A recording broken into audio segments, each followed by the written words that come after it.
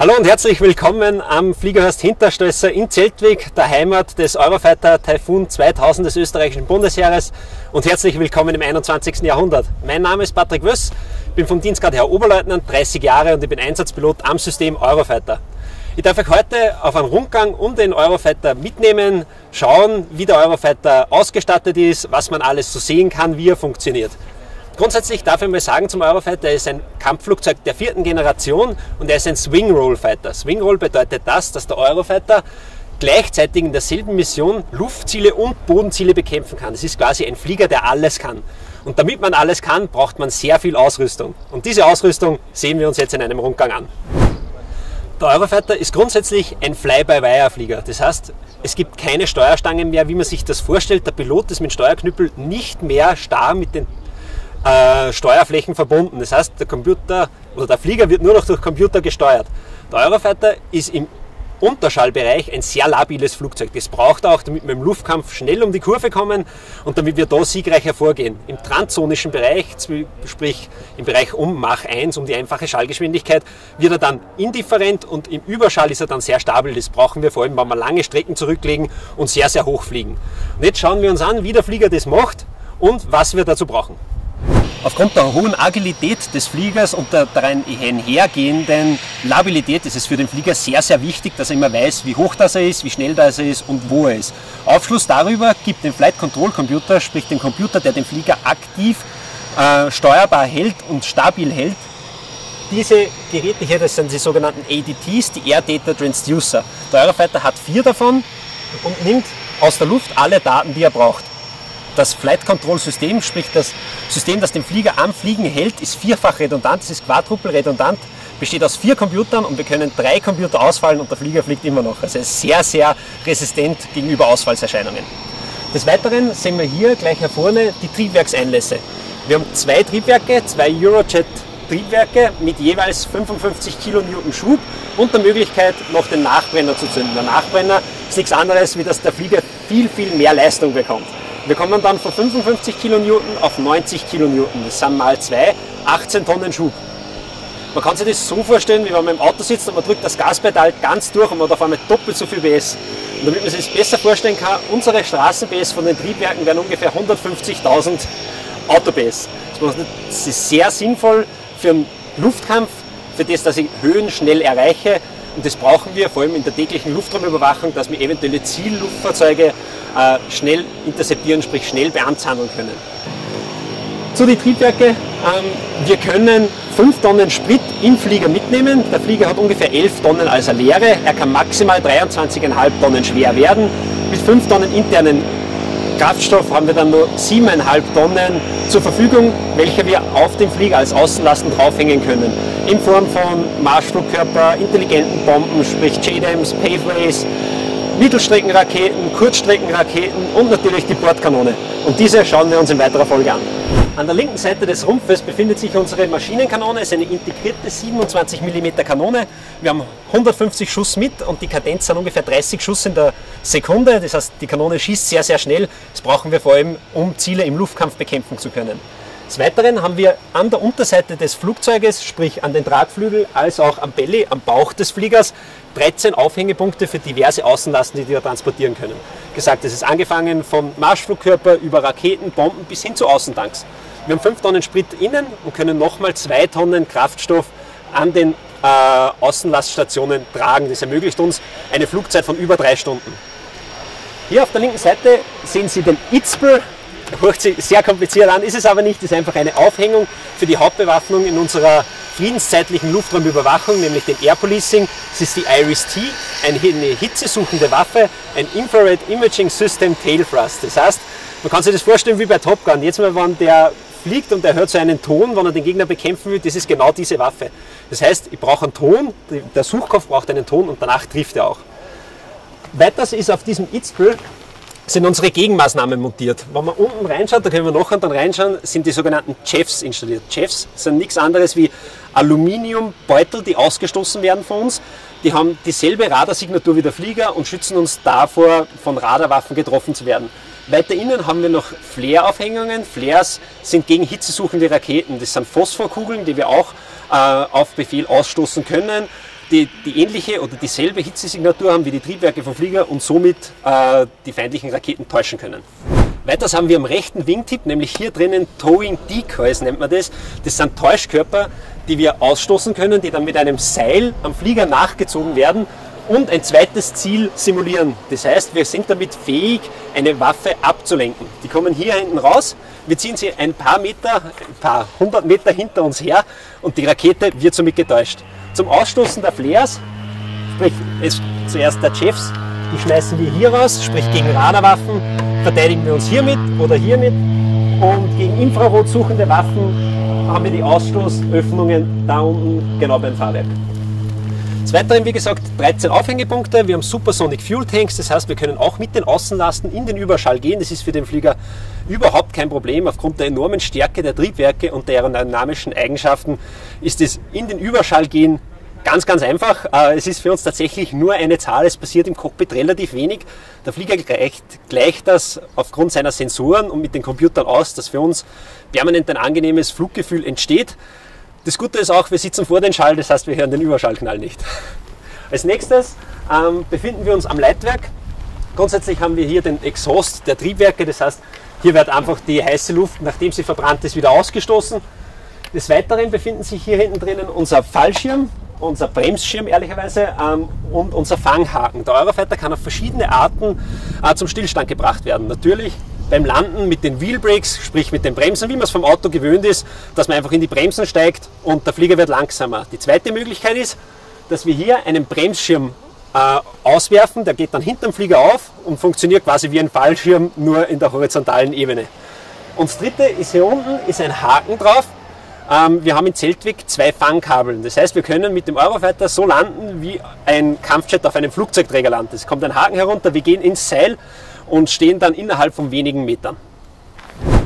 Auf der linken Seite des Fliegers schauen wir uns jetzt noch einmal genau unsere Steuerflächen an. Aufgrund der aerodynamischen Eigenschaften als Delta-Flügler ist der Eurofighter nicht so aufgebaut wie ein normales Flugzeug, wie man es vielleicht kennt, ein Passagierflugzeug, ein Boeing zum Beispiel.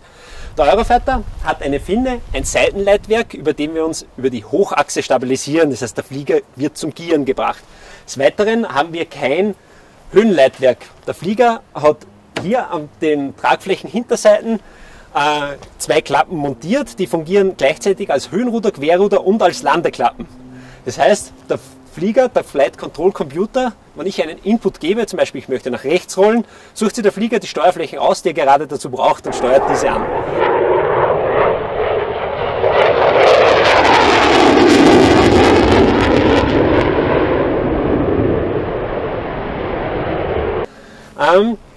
Auf der linken Seite befindet sich auch noch unser ECM-Pod. Hört sich wieder kompliziert an. Der ECM-Pod ist ein Electronic Countermeasure-Pod. Das heißt, er beschützt uns vor Gefahren im elektromagnetischen Spektrum. Dieses Gerät schafft es, andere Flugzeuge zu täuschen. Das heißt, wir kommen in einen Vorteil. Er kann falsche Ziele projizieren, er kann das Radar stören und so weiter. Je nachdem, was für eine Datenbank geladen ist und was wir von ihm wollen, so unterstützt uns dieser Pod. Gut, weiter von unserem ECM-Pod geht es über die linke Vorderseite des Flugzeuges hin zum Cockpit. Grundsätzlich gleicht die linke Seite der rechten Seite, abgesehen von den Wingtips, identisch. An den Vorderseiten der Tragflächen haben wir sogenannte Sleds, die helfen uns dabei, mehr Auftrieb zu erzeugen und auch im Kurvenradius enger zu werden, falls wir das benötigen. Wir haben ein 3-Punkt-Fahrwerk, das heißt, der Eurofighter setzt immer auf dem Hauptfahrwerk auf und senkt dann erst das Bugfahrwerk ab. Des Weiteren sieht man hier am Belly eingemacht gewisse Ausnehmungen, von denen haben wir 4 Stück. Hier würde eine Allwetterlenkwaffe Platz haben, wenn wir diese benötigen würden. Als nächstes, bevor wir in den Arbeitsplatz des Piloten kommen, nämlich ins Cockpit, gehen wir noch kurz über die Ausrüstung eines Eurofighter-Piloten drüber. Wie ihr seht, stehe ich nicht im normalen Flugdienstanzug vor euch, sondern ich brauche relativ viel Zusatzausrüstung aufgrund von der Geschwindigkeiten, der G-Kräfte, die auf mich wirken und der Höhe, damit ich im Eurofighter bei Bewusstsein und am Leben bleibe. Der Eurofighter kann grundsätzlich bis weit in die Stratosphäre vordringen, sprich wir befinden uns hier in der Troposphäre und eine Atmosphärenschicht drüber. Bis dorthin können wir mit dem Eurofighter fliegen. Wir brauchen daher sehr viel Versorgung. Die Versorgung passiert durch unser AEA, das Aircrew Equipment Assembly. Wir sind damit mit dem Flieger verbunden, bekommen durch die diversen Schläuche und Anschlüsse alles, was wir zum Überleben brauchen, sprich Druckluft, Atemluft und Strom für die gesamte Ausrüstung. Von unten nach oben stecke ich in einer Gehhose. Die Gehhose hat diesen Grund, dass der Eurofighter auf plus 9 bis minus 3 G beschleunigen kann. Plus 9 G kann man sich etwa so vorstellen, so wie wir jetzt am Boden stehen, haben wir 1 G, die einfache Erdanziehungskraft. Das heißt, ich mit meiner Ausrüstung habe ungefähr 100 Kilo. Wenn ich jetzt einen Flieger anziehe, im Kurvenflug zum Beispiel, beschleunige ich auf plus 9 G. Das heißt, ich werde 9-mal so schwer, ich wiege dann fast 1 Tonne. Bei diesen Belastungen bewegt sich alles, was im Körper nicht fest verankert ist, sprich alles außer die Knochen, Richtung unten. Das Blöde ist, dass auch das Blut aus dem Gehirn rausfließt. Und da das Gehirn ohne Blut nicht arbeiten kann, wäre es von Vorteil, wenn das Gehirn dort bleibt. Dafür haben wir die Gehhose. Bei anliegender Beschleunigung schnürt diese Gehhose meine Beine ab und drückt mir in den Bauchraum hinein, wobei meine Muskeln von alleine aus Reflex angespannt werden. Somit wird eine Barriere erstellt und das Blut kann nicht mehr in die Beine versacken. Des Weiteren haben wir die Weste an, diese erzeugt einen Druck auf den Brustkorb aus demselben Prinzip. Wir haben dann noch ein paar Überlebensausrüstungen drinnen, das erklären wir euch gerne in einem anderen Video. Und was für uns auch noch sehr wichtig ist, wir haben im Cockpit jetzt keinen Schreibtisch oder sonst irgendwas, wir können uns quasi kein Buch irgendwo hinlegen. Darum haben wir unser Büro auf den Kniebrettern mit. Hier haben wir sämtliche Informationen drinnen, die ich vielleicht im Flug brauchen könnte. Sprich diverse Anflugverfahren, diverse Zahlen, die ich für diverse Taktiken benötige, bis hin zu Verbal Warnings, die ich irgendwann aufsagen muss, wenn ich eine Amtshandlung in der Luft vornehme. Da wir weit in der Stratosphäre fliegen und dort der Luftdruck einfach zu gering ist für Menschen, dass der dort bei Bewusstsein bleiben kann, beziehungsweise bei Bewusstsein kann er bleiben, ja, aber er ist geistig wie ein Kleinkind, müssen wir beatmet werden vom Flieger. Und dies geschieht über die Sauerstoffmaske in unserem Helm. Wir haben ein eigenes System im Flieger, das ist Onboard Oxygen Generation System, das heißt der Flieger erzeugt für uns Sauerstoff und verabreicht uns dann in einer atembaren Luft mit der exakten Luftdichte und einem exakten Airflow, damit wir bei Bewusstsein bleiben. Genug zur Ausrüstung, jetzt schauen wir uns den Arbeitsplatz eines Eurofighter-Piloten, nämlich das Cockpit, genau an.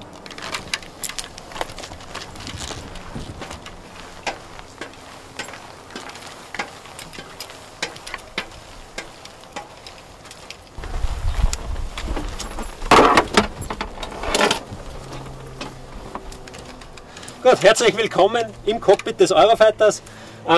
Wie ihr seht, ist der Eurofighter ein Single-Seater, das heißt, wir befinden uns alleine im Flugzeug. Wir haben keinen Fluglehrer mit, jeder ist für seinen Flieger selbst verantwortlich. Man muss sich quasi auf sich selbst verlassen. Zum Cockpit-Design, wie ihr hier seht, ist der Steuerknüppel relativ riesig. Der Flieger ist grundsätzlich auf ein HOTAS-Prinzip aufgebaut. Das heißt, Hands on Throttle and Stick. Ich kann den gesamten Flieger, alle wichtigen Sachen, die ich im Luftkampf brauche, steuern, einfach nur über den Kontrollstick und dem Leistungshebel. Hat den Grund, dass wir, wie gesagt, bis 9 G erreichen können und ab ungefähr 2 G kann man nicht mehr, die Gliedmaßen lassen sich nicht mehr heben, weil sie einfach zu schwer werden. Jetzt muss ich das quasi alles, was ich brauche für den Luftkampf, so erreichen, dass ich meine Hände nicht mehr bewegen muss, nicht mehr heben muss. Vom Cockpit-Layout, wir haben 3 MHDDs, das sind Multifunctional Head-Down Displays. Das heißt, wir nehmen unsere Informationen, die wir fürs Fliegen brauchen, von den 3 Bildschirmen herunter und unser Hauptinstrument ist das Head-Up-Display. Das ist diese Scheibe hier. Man kann sich das vorstellen, man sieht die gesamte Welt einfach nur grün hinterlegt mit sämtlichen Daten, die ich gerade für meinen Flug brauche. Natürlich sitzen wir auch im Eurofighter Cockpit nicht auf einem normalen Sitz, sondern auf einem Schleudersitz. Ich befinde mich hier auf dem Martin Baker Sitz, das ist ein sogenannter 00er Sitz. Der Schleudersitz hat quasi die Möglichkeit, dass wenn ich mich in Bodennähe mit 90 Grad Querlage aus dem Flieger rausschießen würde, würde mich der Sitz retten. Das heißt, ich würde es überleben. Das ist ein sehr intelligenter Sitz. Wir haben Arm and Leg Restraints, das heißt, der Sitz fängt unsere Gliedmaßen ein und fixiert sie am Sitz. Das hat folgenden Hintergrund: Wir können mit dem Eurofighter über 2000 km/h schnell werden, ungefähr 2500 km/h, die 2,5-fache Schallgeschwindigkeit. Jeder hat schon mal beim Auto bei 50, 60 km/h vielleicht die Hand aus dem Fenster gehalten und hat gemerkt, dass das sehr ungut ist mit dem Luftzug. Und wenn ich jetzt 100 km/h fahre, ist das richtig unangenehm und tut bei Zeiten weh. Und man kann sich dann vorstellen, was bei 2500 km/h mit den Gliedmaßen passieren würde. Des Weiteren haben wir am Schleudersitz eine AOB, nennen wir das, eine Auxiliary Oxygen Bottle. Das heißt, wir haben eine kleine Sauerstoffflasche mit. Durch das, dass wir auch so extreme Höhen erreichen können, können wir dort die Umgebungsluft nicht beatmen. Das heißt, wir müssen versorgt werden, bis dass wir in eine Sauerstoff- oder in eine luftdichtere Atmosphärenschicht gefallen sind. Und dort kann sich dann der Schleudersitz, sprich der Fallschirm, entfachen und bremst dann unseren Fall und wir kommen gut am Boden an. Falls ihr Interesse habt, beim Bundesheer Pilot zu werden, beim Eurofighter Pilot zu werden, dann meldet euch an der angegebenen Adresse unten, denn Eurofighter fliegen beim Bundesheer ist wie Top Gun, nur viel cooler. Und jetzt nehme ich euch mit auf einen Trainingsflug quer durch die Republik.